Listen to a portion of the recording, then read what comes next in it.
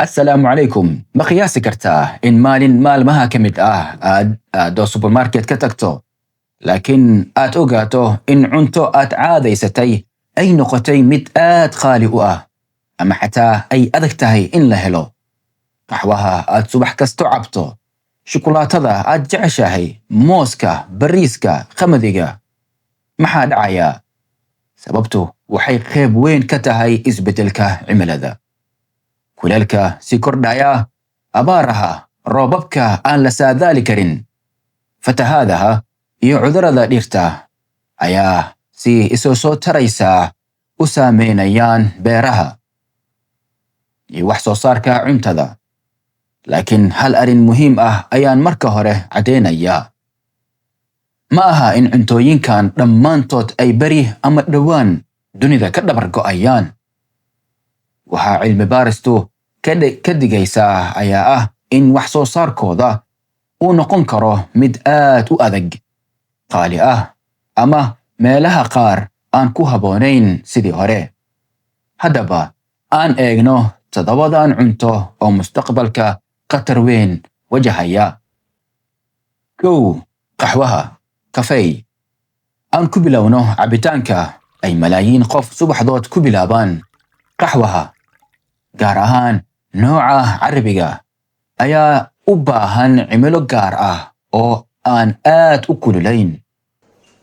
cilmi baaris ay soo bandhigtay World Coffee Research waxay sheegtay in ku dhowaad kala bar dhulka maanta ku habboon beerista dhulka carabta uu u noqon karo mid aan ku habboonayn marka la gaaro 2050 haddii xaaladaha cimiladu sii xumaadaan.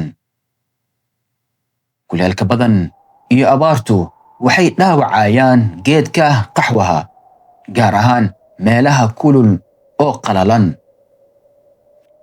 taasi waxay keeni kartaa wax soo saar yaraada iyo qiimaha qaxwaha oo kordha. sidaas darteed waxaa dhici karta in mustaqbalka koobka qaxwaha ee maanta caadiga ah uu noqdo mid qaali ah. lambarka 2. shukulaatada kakao. cuntada labaad waa mid ay dad badan aad u jecel yihiin, shukulaatada. laakiin shukulaatada waxay ku tiirsan tahay geedka kakao. inta badan 2 meelood ee wax soo saarka kakaoga adduunka wuxuu ka yimaadaa Cote d'Ivoire iyo Ghana.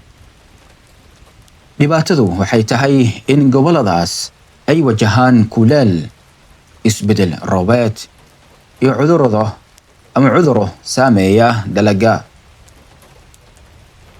daraasadu ayaa saadaalinayaan in haddii xaaladaha cimiladu aad u xumaadaan, wax soo saarka kakaoga Ghana iyo Cote d'Ivoire uu si weyn hoos ugu dhici karo. marka haddii aad jeceshahay shukulaatada, waxaa laga yaabaa in mustaqbalka dhibaatada aysan noqon shukulaato ma jirto, laakiin ay noqoto shukulaatadu way jirtaa laakiin qiimaheedu aad buu u sareeyaa. 3. mooska. cuntada saddexaad waa mooska. moosku wuxuu u baahan yahay cimilo iyo biyo ku habboon, waxaana wax soo saarkiisa saameeya kulaylka daran, abaaraha, fatahaadaha iyo duufaanada. laakiin isku darka cimiladu isbedelaysa iyo cudurrada dhirta wuxuu khatar ku yahay wax soo saarkiisa mustaqbalka. lambarka 4. bariiska. bariisku waa mid ka mid ah cuntooyinka ugu muhiimsan adduunka, gaar ahaan Aasiya. laakiin bariisku wuxuu aad ugu nugul yahay kulaylka xad-dhaafka ah. daraasadu hore ayaa sidoo kale muujiyay in heerkulku si kordhaya uu yareyn karo wax soo saarka bariiska. marka roobku isbedelo, biyuhu yaraadaan, heerkulkuna kordho, beeraleydu waxay la kulmaan dhibaatooyin badan. taasi waxay saameyn kartaa qiimaha bariiska iyo helitaankiisa, gaar ahaan waddamada aad ugu tiirsan bariiska. lambarka shanaad, qamadiga. qamadiga waxaa laga sameeyaa rooti, baasto iyo cuntooyin badan oo dunida laga isticmaalo. laakiin kuleelka iyo abaartu waxay si weyn u dhaabici karaan wax soo saarka qamadiga. xitaa hadda waxaan aragnaa saameyn dhab ah. sanadka 2026 ayaa Ingiriiska waxay wajahaysaa mid ka mid ah xilliyada ugu xumaa ee dalaga cerealska tan iyo markii diiwaanada casriga ahi bilaabmeen, iyadoo abaarta iyo kuleelka ay si gaar ah u saameeyaan qamadiga iyo dalagyada kale. marka mustaqbalka, qamadigu wuxuu u baahan doonaa noocyo cusub oo u adkaysan kara kuleelka iyo abaarta. lambarka 6, saliidda zaytuunka.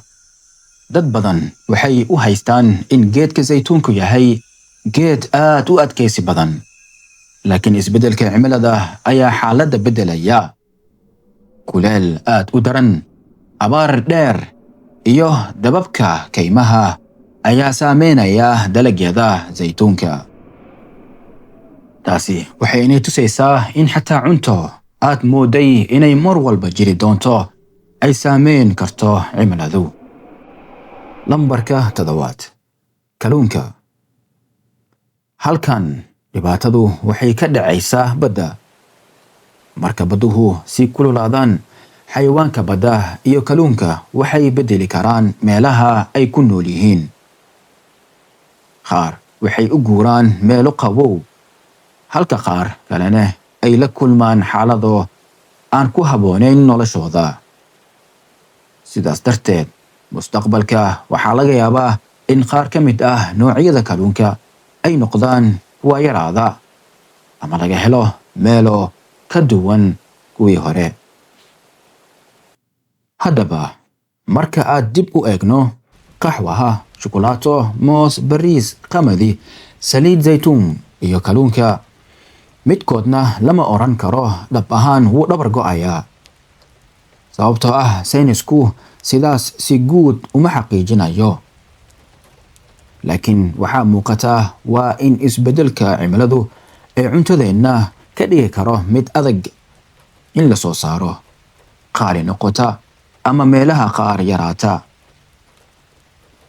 waxaa kale oo muhiim ah in aan ogaano in cimiladu aysan ahayn dhibaatada kaliya. cudurrada dhirta, biyo yaraato iyo cayayaanka, dagaalada, ganacsiga iyo habka aan beeraha u maamulno dhammaantood way saameyn karaan cuntada. laakiin fariinta ugu weyn waa tan: haddii cimiladu isbeddesho, cuntadeennuna way isbeddeli kartaa. haddii aad jeceshahay muuqaalada xogta, aqoonta iyo waxyaabaha ka yaabinaya, ha ilaabin inaad subscribe ku samayso kanaalka, like saar muuqaalka oo la wadaag qof kale si isaguna ugu faa'iidaysto. kommentiga hoose igu soo qor cuntadee toddobaadkan ayaad ugu jeceshahay oo aanan rabin inay mustaqbalka yaraato. mahadsanid daawade. subscribe saar, muuqaalka xiga ayaan isku arki doonaa insha Allah.